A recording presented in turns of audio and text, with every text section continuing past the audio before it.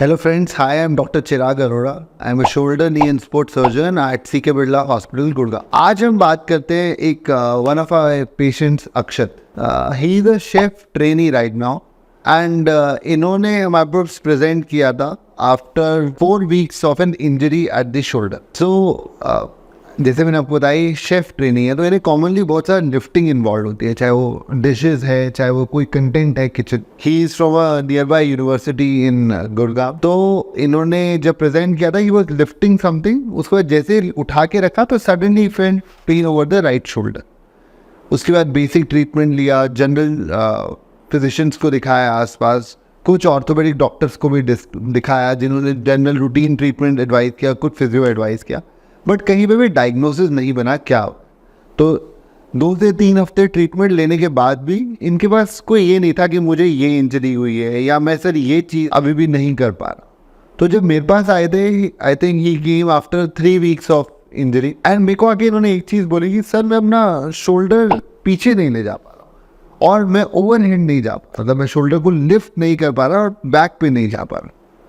तो कोई भी 23 ईयर ओल्ड पेशेंट में आप ये नोटिस करेंगे कि वो शोल्डर उठा नहीं पा रहे, तो आपको ये लगेगा कि क्या ऐसा हुआ है कि वो शोल्डर नहीं उठा पा रहे. क्योंकि कोई रोड ट्रैफिक एक्सीडेंट हुआ हो या कोई इंजरी हुई हो तो समझ आता है, बट 23 ईयर ओल्ड मैन में without a road traffic accident आप जनरली नहीं पॉइंट आउट करते. को मैंने उनसे हिस्ट्री लिया, उनसे डिस्कस किया, फिर सब्सिक्वेंट एग्जामिनेशन किया, तब ये आया कि he was an avid weight lift. Dead lift काफ़ी करते थे, plus weight lifting biceps triceps काफ़ी कॉमनली करते. ऑन प्रोबिंग उन्होंने बोला कि I was lifting around 15 to 20 kg bucket full of dishes, तो मैं किसी स्लैब पे रख रहा था जब सडनली मेरे को शोल्डर पेन हुआ. तो जैसे ये चीज़ हमारे माइंड में आती, कोई लिफ्टिंग इन्वॉल्व है, तो शोल्डर लिगामेंट टियर्स हमारे माइंड में बहुत कॉमनली आते. तो जब मैंने उन्हें एग्जामिन किया, मैंने ये नोटिस किया कि उनका लिफ्टिंग स्ट्रेंथ जो है राइट शोल्डर का वो पर्टिकुलरली वीक है as compare to the opposite shoulder. क्योंकि वो बेसिक ट्रीटमेंट कर चुके थे, फिजियोथेरेपी वर्क कर चुके थे, अभी भी डायग्नोसिस नहीं बन पा रहा था. तो हमने एक MRI ऑर्डर. MRI पे हमारे को रोटेटर कफ टियर एक चीज डायग्नोज हुई. अब फ्रेंड्स पहले हम ये समझते हैं कि रोटेटर कफ टियर क्या होता है. देखिए ये हमारा शोल्डर जॉइंट है. रोटेटर कफ बेसिकली 4 मसल्स का ग्रुप होता है, जो एक ऊपर होता है जिसे बोलते हैं सुप्रास्पाइनेटस, एक फ्रंट पे होता है जिसे बोलते हैं सबस्कैपुलर, एक अपर बैक में होता है जिसे बोलते हैं इंफ्रास्पाइनेटस एंड एक लोअर बैक में होता है जिसे बोलते हैं टीनिस माइनर. बेसिकली इन 4 मसल्स का फंक्शन होता है, ये जॉइंट को सेंटर्ड रखते हैं ताकि जब ऊपर वाले मसल एक्ट करते हैं तो जॉइंट अपनी जगह से नहीं हिलती. ये कॉमन चीज है जिसे बोलते हैं बाइसेप्स टेंडन. फ्रेंड्स आपको एक चीज पता होना चाहिए, बाइसेप्स शोल्डर के अंदर से आता है. तो कोई भी डिजीज जो शोल्डर को अफेक्ट करे वो आपके बाइसेप्स के फंक्शन को अफेक्ट कर सकते. तो जब इन्होंने लिफ्टिंग करी तो इनका फ्रंट वाला मसल यानी सबस्कैपुलरिस और ऊपर वाला मसल यानी सुप्रास्पाइनेटस टॉन, यही चीज हमें सेम MRI पे मिली. इस फॉर्मेट ऑफ ट्रीटमेंट प्री हैप का मेन रोल रहता है कि आपकी जॉइंट में स्वेलिंग और मसल की स्वेलिंग को कम कर. अब क्योंकि लिगामेंट टियर है तो ट्रीटमेंट इन केसेस में, स्पेशली यंग एविड लोगों में, treatment is always arthroscopic surgery. लेकिन जब आप किसी भी लिगामेंट या टेंडन को रिपेयर करते हैं, आपको उसमें से जो थ्रेड्स पास करते हैं वो थ्रेड्स तब होल्ड करेंगी जब लिगामेंट या मसल में स्ट्रेंथ होगी. जैसे कि आप बात करिए कि कोई कपड़ा है, वो कपड़े में आप बाइट लेते हैं या कपड़े में आप थ्रेड पास करते हैं, वो थ्रेड तब होल्ड करेगा जब वो कपड़ा स्ट्रॉन्ग हो.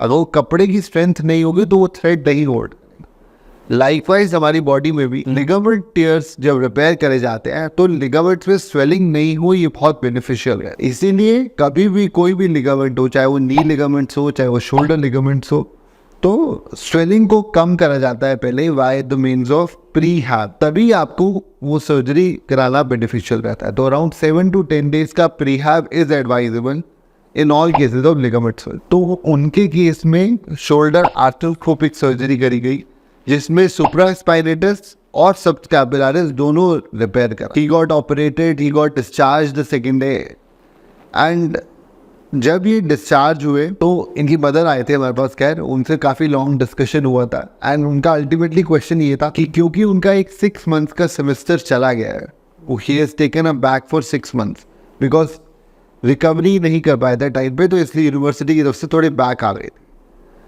सो उनका अल्टीमेटली क्वेश्चन था कि क्या ये नेक्स्ट सेमेस्टर में ज्वाइन कर पाए। तो ultimately as a part of chef training उन्हें लिफ्टिंग बहुत कॉमनली इन्वॉल्व होते हैं। तो ऐसा नहीं है उनका कोई ऑफिस जॉब है जिसमें वो जाके बैठ के काम कर पाएंगे, that is enough. He requires to be able to do all the daily activities, which is specially lift. So we started him on a structured physiotherapy program post surgery, and हम लोगों ने timeline दिया around 6 to 8 weeks का, that we will make sure he's able to lift around 6 to 8 weeks post surgery. So जब discharge हुए, the aim in the first 2 weeks was कि सारी shoulder की movements आ जाए। देखिए फ्रेंड्स, आपको ये समझने की ज़रूरत है, कोई भी शोल्डर में स्ट्रेंथ ट्रेनिंग करने से पहले हमारे को पूरी मूवमेंट चाहिए। कोई भी जॉइंट पहले थ्रू आउट मूवमेंट आएगी तभी हम उसमें स्ट्रेंथ ऐड कर। So there is no road of strengthening before doing or getting a shoulder range of motion. तो फर्स्ट 2 वीक्स हमने इनकी shoulder range of motion gain करी, and although he was slight apprehensive in the start part, but over time he also got comfortable. So around 2 weeks we were able to gain the complete shoulder movement back. Home physiotherapy या उनके college पे ही physiotherapy चल रहा था उनके साथ। तो 2 weeks में जब मेरे को दिखा रहे थे, I was really happy with the progress कि shoulder movement has completely come. From 2 weeks onward to 6 weeks हमने उन्होंने स्ट्रेंथ ट्रेनिंग ऐड, धीरे धीरे 2.5 kgs के वेट्स थे, फिर 2.5 से 5 kgs के वेट गए।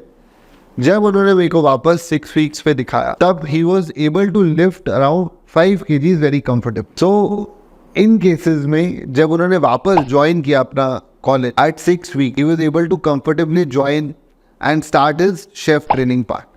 He immediately joined in the kitchen, and he met me around 3 months, around 6 weeks back when he completed his 3 months. So he was very comfortable doing, and he started weightlifting in the gym as well. अब वो deadlift कर रहे हैं, biceps training, triceps training plus his chef training part. तो this is a story of a young male who sustained an injury जब उन्हें पता नहीं था कि कैसे अप्रोच करना है या कैसे फर्दर ट्रीटमेंट कैरी आउट कर। तो मेरे यंग फ्रेंड्स या यंग एथलीट्स और young people who have sustained an injury about the shoulder और नी, मेरी कुछ टेक अवे होम गाइडलाइंस है जो मैं आपको रिकमेंड कर रहा हूँ, जो आपको till the time you see a sports surgeon और स्पोर्ट्स डॉक्टर क्या हो सकती है। देखिए, जब तक आप घर पे हैं, जब तक आप एक्सेस नहीं ले पाए हैं हेल्थ केयर पे, तो एक आइस पैक करें और कोई over the counter pain killer जैसे पैरासिटामोल ये ले सकते। उस जॉइंट के लिए बेल्ट लगा दीजिए ताकि मूवमेंट, कभी भी एक्यूट इंजरी में मूवमेंट करने से सिम्टम्स बढ़ते हैं। तो एक्यूट इंजरी में ice pack, reduce movement and over the counter paracetamol can work. जब आप अपने डॉक्टर से मिले, आप उनसे डिस्कस करिए क्या डायग्नोसिस है, क्या इंजरी पर है, क्या इन्वेस्टिगेशंस चाहिए, and get yourself thoroughly tested by a sports doctor और स्पोर्ट्स सर्जन।